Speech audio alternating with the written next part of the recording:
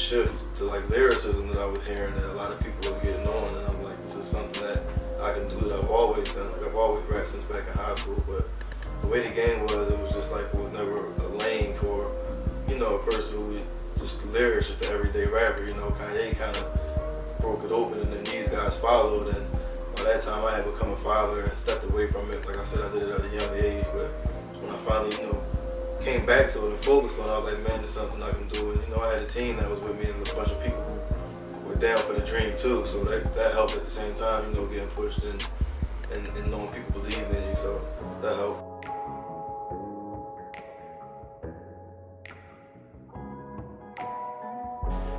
I mean, it's great. It's like a release for me. I mean, anybody that know me know I'm like kind of like not a quiet dude, but kind of a reserved dude, you know what I mean? So to see me up there is like seeing a different person when I'm spitting my lyrics, when I'm going crazy, dancing on stage with bros. It just feel good. I feel like a release. It's like therapy for me. It's something that I enjoy a lot, just performing. The fact that I get to do it on a constant basis is great. It's like therapy, so I get therapy more and more and more and more. So.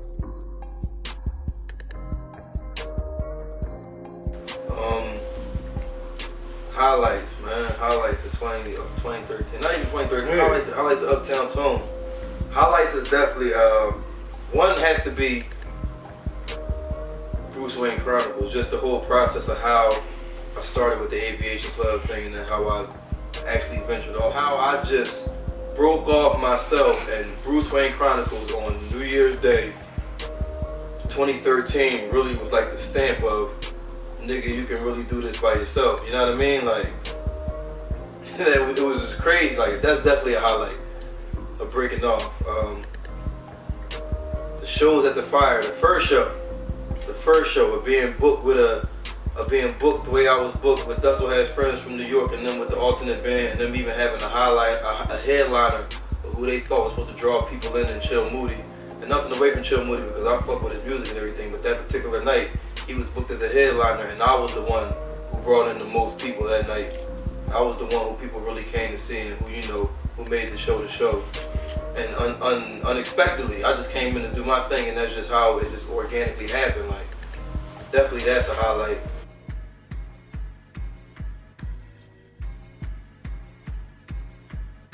Started out, I call myself the Black Bruce Wayne. I think of myself as a suave, debonair, kind of, you know, young man. But no, I think of myself as a Batman of sorts, you know. He was a vigilante outside of being suave and debonair and a ladies' man. He was a vigilante, and he fought for he wanted. He wasn't necessarily on the side of the law. He wasn't necessarily on the side of the thugs. He wasn't necessarily on the side of the people, but he fought for what he thought was right in that instant. You know what I mean? And I feel like UpTown Tone does that. When I talk about Gotham, it's just that ideology, is just that idea of that this is my way of thinking, this is everybody who's around me, this is Twiz, this is Doc, this is Don, this is Molly, this is all these people way of thinking in all of their respective areas, whether it be the videos, whether it be the financial part, whether it be the management, whether it be the photography, the music making. Everybody has this ideology that they make the best move for the good of the people. So, and that's just the Gotham. And just not only that, but the imagery that you always see in the movies of Batman. Gotham is just such a crazy city. It's a great city at the same time. It's a corrupt city, and I feel like Philly is the same way. And I'm just getting my way through it and all of that and all of that. So that's what I mean when I say Gotham.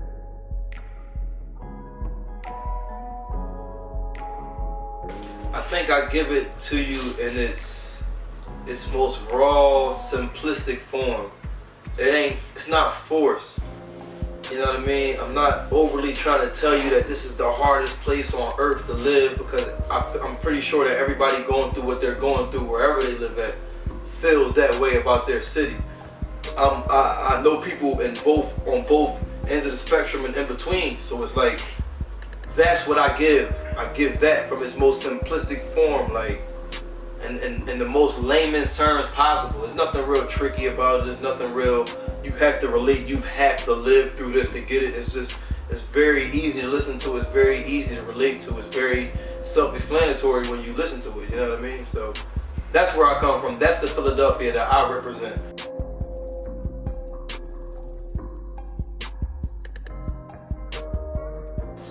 the genuine factor of it. But I feel like it's a lost art a lot of times these days, but the storytelling, and to know that these are stories from my life and that this is really like a journal. You know what I mean? That's what I do it for you to take that piece of me and say, you know what, I know where he's coming from. You don't gotta say I dig it, I went through the same thing, but you can just hear from the logic, from the lyrics, the way that it's set up, and know where he's coming from. That it's really not UpTown Tone that he's speaking for, but it's all of us. It's a regular dude, you know what I mean? Like, and just nobody speaks for that regular dude. Everybody always want to be this dude, all the way up here, who always say, I got it, I got it, I got it, I ain't worried about nothing. Or this dude who say, I don't have it, and I'm worried about everything, and he got to scratch and survive, and he want to know you how hard he scratch and survive.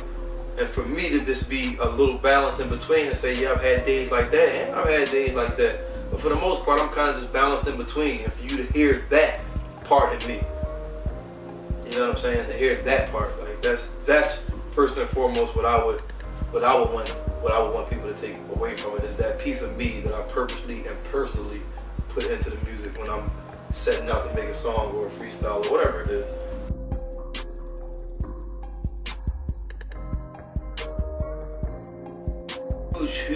Huge parts. Like, those are my brothers, like Ambrose, from everything from when you just see from the outside looking in that he's on stage just backing up and ad-libbing and rapping, but Ambrose comes up with a lot of the concepts. Ambrose comes up with a lot of the hooks, the writing that goes on with just within the UpTown Tone realm, or just telling me that this needs to happen like this, or I think that I hear it this way, or I might hear it one way, he might hear it another way, and just the whole artistic creativity that me and Bros give off, like the give and take that in our relationship that we give off, in this musical relationship that we have, it's just crazy how he inspires me through things that's going on, and like it's not artist and singer, like these are my brothers, the people that are around me. So it's like the personal life and the things that we going through when we not even making music contribute to the music.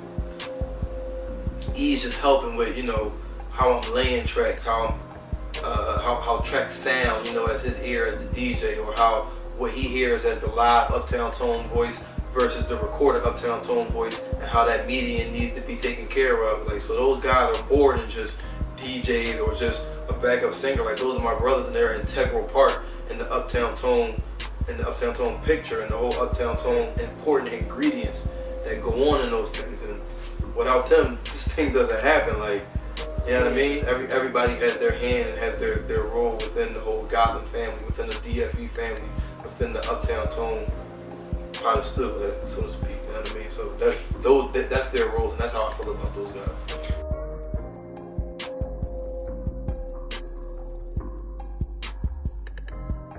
Just a different side of me, my beautiful mind, me in my most candid state.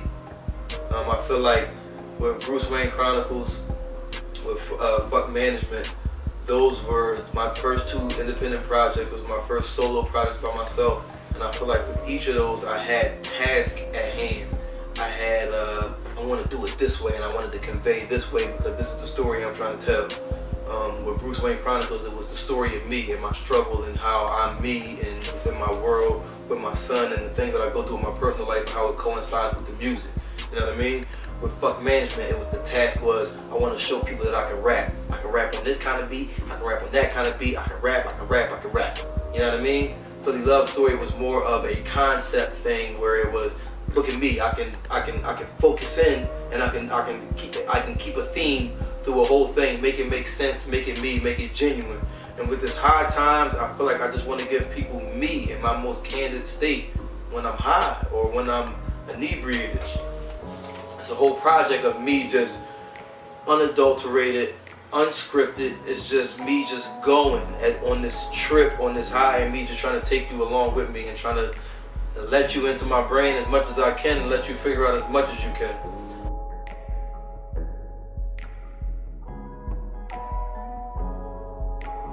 Well, first and foremost, since the beginning of the whole ride and everything, I've been going to different cities.